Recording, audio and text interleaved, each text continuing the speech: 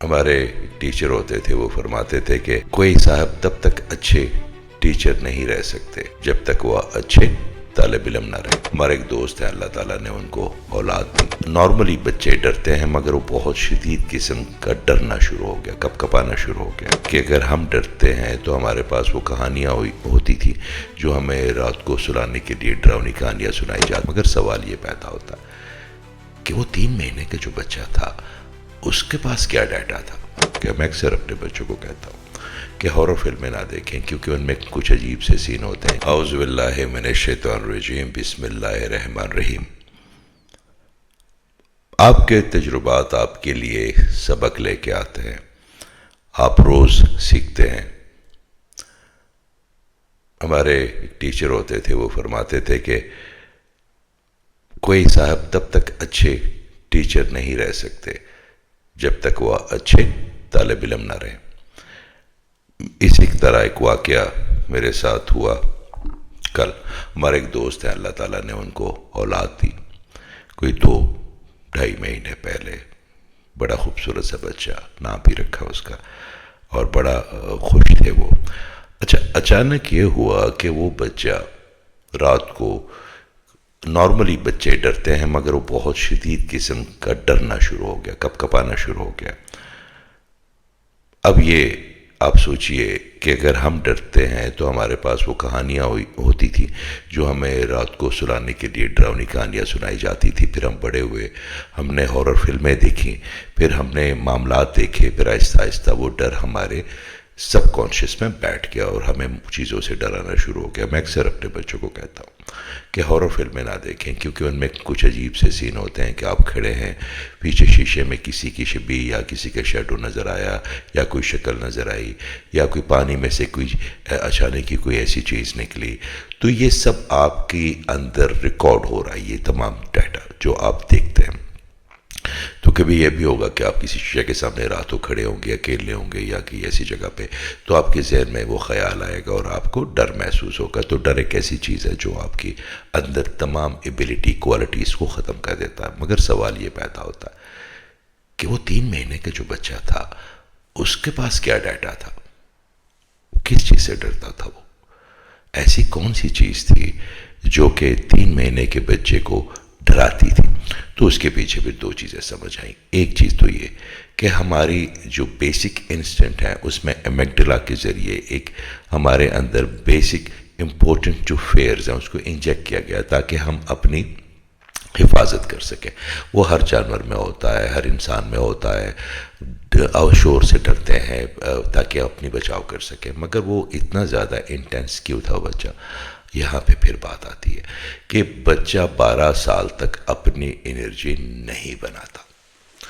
12 سال تک وہ اپنے انرجی جو پوائنٹس ہیں ان کو ایکٹیویٹ نہیں کرتا، نہ اس کا اورا اس کے ارد گرد ہوتا ہے۔ کچھ لوگوں کا 11 سال میں بن جاتا ہے، کچھ لوگوں کا 8 سال میں بن جاتا ہے، مگر ایسا ہوتا ضرور ہے۔ تو ایسی کیا وجہ تھی؟ تو پتہ چلا کہ جو پیرنٹس کے فیئر ہے وہ انجیکٹ کر دیتے ہیں وہ بچوں کے انرجی پوائنٹس میں، کیونکہ وہ اس کو ایڈنٹیفائی نہیں کر پاتے، وہ اس کو سمجھ نہیں پاتے۔ ہمارے پاس اگر کوئی فیئر آتا ہے تو ہمارے پاس 1000 چیزیں اس کو ڈائلیوٹ کرنے کے لیے بھی ہوتی ہیں۔ ہمارے پاس ہمارا دین ہے، ہمارے پاس ہمارا توکل ہے، ہمارے پاس ہمارا ایمان ہے، ہمارے پاس ہمارے وہ تمام جو سیکیورٹی میجرز ہیں جو کہ ہم اس خوف سے ہمیں دور کر دیتے ہیں تھوڑا سا اس کو۔ مگر وہ بچے کے پاس تو وہ تمام ڈیٹا نہیں ہے، مگر فیئر ہے اس کے پاس، پھر ہم نے اس میں انجیکٹ کر دیا۔ اب وہ فیئر کتنے عرصے تک چلے گا، وہ کتنے عرصے اس کی باڈی کا، اس کی انرجی پوائنٹ کا، اس کی برین کا حصہ بنے گا، یہ ایک الگ بحث ہے۔ تو ہم اگر ہمارے اندر کوئی بھی کسی ڈس آرڈر کا فیئر ہے، اگر ہمارے اندر کوئی بھی کاروبار کے نہ چلنے کا فیئر ہے، ریلیشن شپ کے نہ چلنے کا فیئر ہے، کسی لون کا فیئر ہے، تو ہم وہ انجیکٹ کر رہے ہیں۔ سوال یہ پیدا ہوتا ہے کہ میرے اللہ تعالیٰ کے ہوتے ہوئے کیا ہمیں کوئی فیئر ہونا چاہیے؟ کیا ہمارا توکل اتنا کمزور ہو جاتا ہے کبھی کبھی کہ ہم اس جو ایک لمیٹڈ ایڈیشن فیئر ہے جو میگڈلا آپ کے اندر کریٹ کرتا ہے، تو کیا وہ اس کو ہم اتنا ایکسپینڈ کر کے لے گئے ہیں کہ اس کی کوئی ہم نے سمت ہی نہیں رکھی؟ تو آپ اپنے فیئر سے لڑیں گے. فیئر سے لڑنے کا طریقہ میرا خیال ہے آپ کی جو گرین انرجی ہو اس کو انکریز کرنے سے آپ کا فیئر بڑا کم ہو جاتا. میرے اللہ تعالیٰ کا ایک نام ہے، صفاتی نام الرحمن. الرحمن آپ یقین کریں آپ کو فیئر لیس کر دیتا ہے ایسے وقت میں جو آپ کو طاغوتی طاقتوں سے ایک فیئر ہوتا ہے. رحمان کو اس طرح نہیں جس طرح ہم طوطے کی طرح رکھتے ہیں. اس کی چاشنی کو فیل کرنا ہے اپنی زبان پہ بھی، اپنے دل میں بھی اور اپنے اندر میں بھی.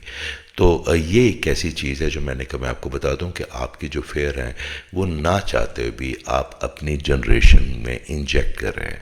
اور اگر آپ اپنے فیئر انجیکٹ کر رہے ہیں ان میں، تو کل ان کے خوف کی وجہ سے اگر وہ کوئی بھی ایسی کمزور لمحوں میں کوئی ایسی غلطی کرتے ہیں، مثال کے طور پہ کچھ لوگوں کو فیئر ہوتا ہے کہ ہم کہاں سے اپنے گھر چلائیں گے، اپنا گھر کیسے بنائیں گے، تو الٹے سیدھے کام کرنا شروع کر دیتے ہیں، رشوت لیتے ہیں یا کوئی ایسی چیزیں، یا کہیں سے بھی ان کو کوئی چیز اگر ملتی ہے تو اس فیئر کی وجہ سے وہ فٹافٹ اس کو گریب کر لیتے ہیں. تو وہی فیئر تو ختم کرنا ہے.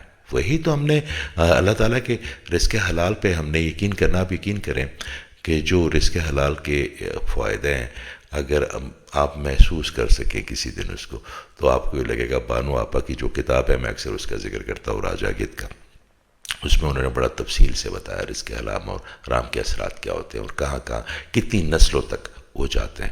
تو اللہ ہمیں توفیق دے کہ ہم اللہ پہ اتنا یقین کر لیں کہ ہمارے اندر سے خوف ختم ہو جائے، کیونکہ خوف ہی ہر چیز کی بنیاد ہوتی ہے. اللہ تعالیٰ آپ کو آسانیوں میں رکھے اور اللہ تعالیٰ آپ کو آسانیاں بانٹنے والوں میں سے بنائے، کیونکہ اگر آپ آسانیاں بانٹیں گے تو اس کا مطلب ہے آپ آسانی میں ہیں.